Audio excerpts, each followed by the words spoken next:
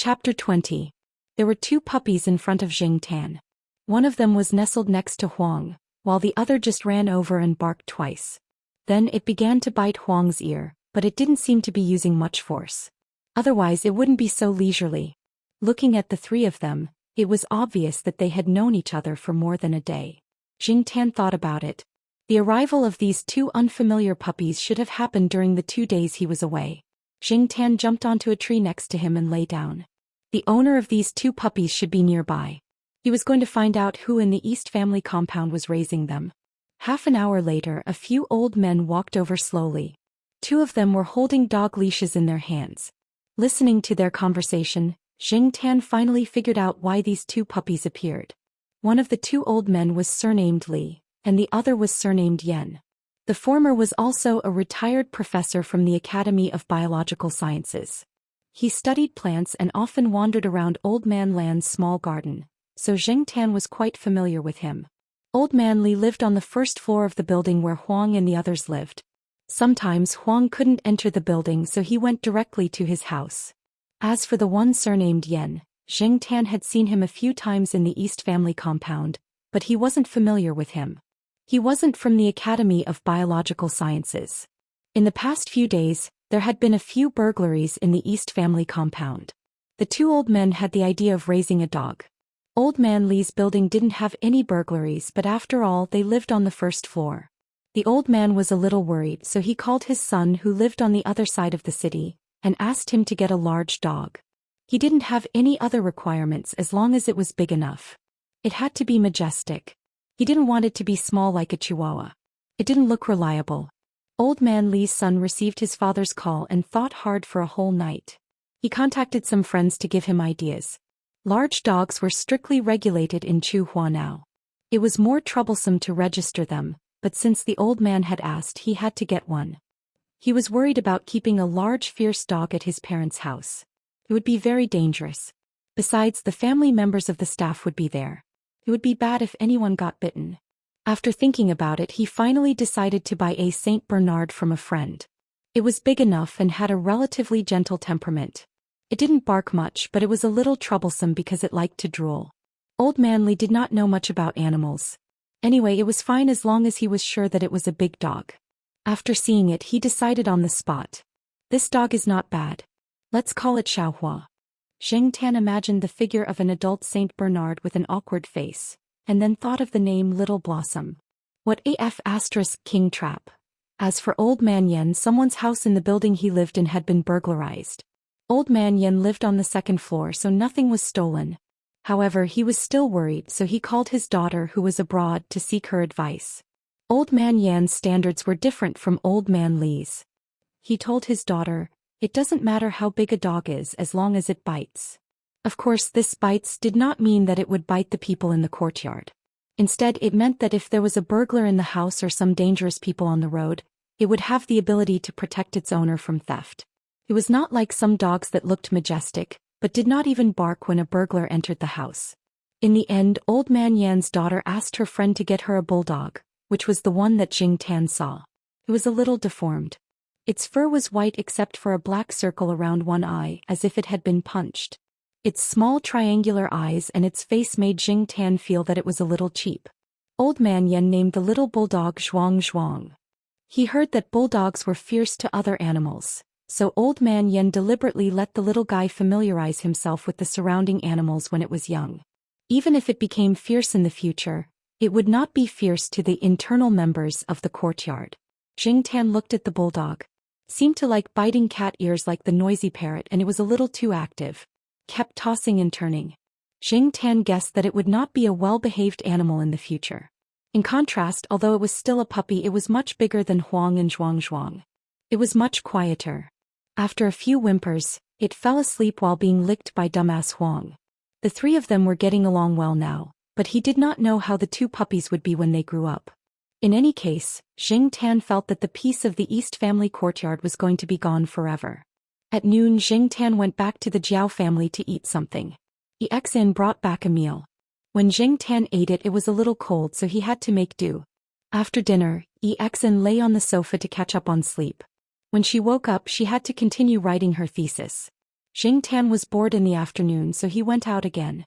Under the afternoon sun, Xing Tan was a little sleepy. He looked around and did not see any other animals, so he went to the artificial lake. At this time of the day, there were not many people around the artificial lake. After finding a good place, Xing Tan jumped on a willow tree and closed his eyes to take a nap. Since he became a cat, Xing Tan had developed a habit of lying on high places. Strangely, he was not afraid of high places, nor was he afraid of falling down halfway. He had been sleeping peacefully in the tree. After sleeping for a while, Xing Tan's ears moved. He heard someone approaching. He opened his eyes and looked through the gaps between the leaves.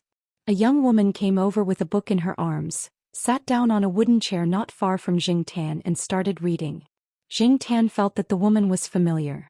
He thought for a while and remembered that she was the heroine of the 8 o'clock episode that the parrot was watching some time ago. Xing Tan curiously looked sideways at her belly. Maybe the clothes she was wearing were loose, so he could not tell that she was 3 months pregnant. Xing Tan did not continue to watch the show that day, so he did not know much about the woman's situation. But looking at the situation now, was she going to give birth? Xing Tan pulled his ears and did not think much about it. Anyway, it had nothing to do with him. That kind of 8 o'clock episode happened in China every day, and Xing Tan had seen a lot of it. He turned over and was ready to go back to sleep. Unexpectedly, not long after, Xing Tan heard someone approaching again. Judging from the footsteps, it did not seem to be a man. Opening her eyes slightly, Xing Tan saw an old woman in her 50s. She had a serious expression on her face and was comparable to Old Man Lan. However, this old woman had a hint of fierceness to her. Her aura was very strong and she seemed a little harsh. She made people feel intimidated, as if she was a person in a high position giving orders. When the old woman came over, she deliberately looked around. After making sure that there was no one else, she went straight to the person sitting on the bench. Little Zhou. The old woman's face became a lot kinder and her voice was also very soft. Xing Tan felt that she probably did not want others to hear their conversation. Could it be that there was something shameful?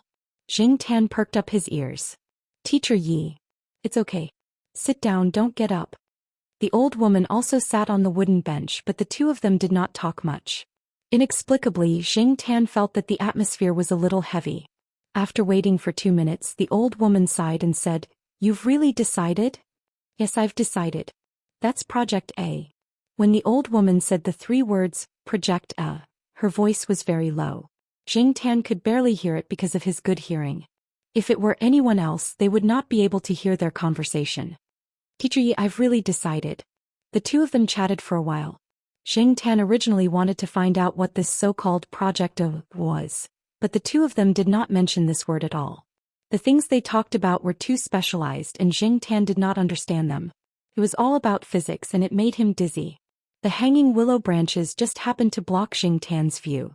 The old woman probably only paid attention to whether there were people around, and did not pay attention to whether there were other animals around. That was why she did not notice Xing Tan until she left. When the last class in the teaching area was over, the person called Little Zhou on the wooden bench got up and left. Looking at the sky, Xing Tan also returned to the family area. For the whole night he thought about this so-called Project A. He felt that it was very mysterious. The next day Xing Tan followed Celestine for a run, walked around and went home to eat. Xing Tan wandered to the artificial lake again. Sure enough, he saw the person called Little Zhou sitting at the same place as yesterday. He was reading a book with a pen in his hand, writing something in a book. Xing Tan thought for a moment, then walked over and jumped onto the wooden bench. Little Zhou sensed movement and turned his head to see a black cat staring at him with round eyes. He smiled and continued what he was doing. Seeing that she did not stop him, Xing Tan leaned forward to take a closer look at what was written in the book in her hand. It was a very profound formula, and there were many symbols that Xing Tan had never seen before. In short, Xing Tan did not understand it all.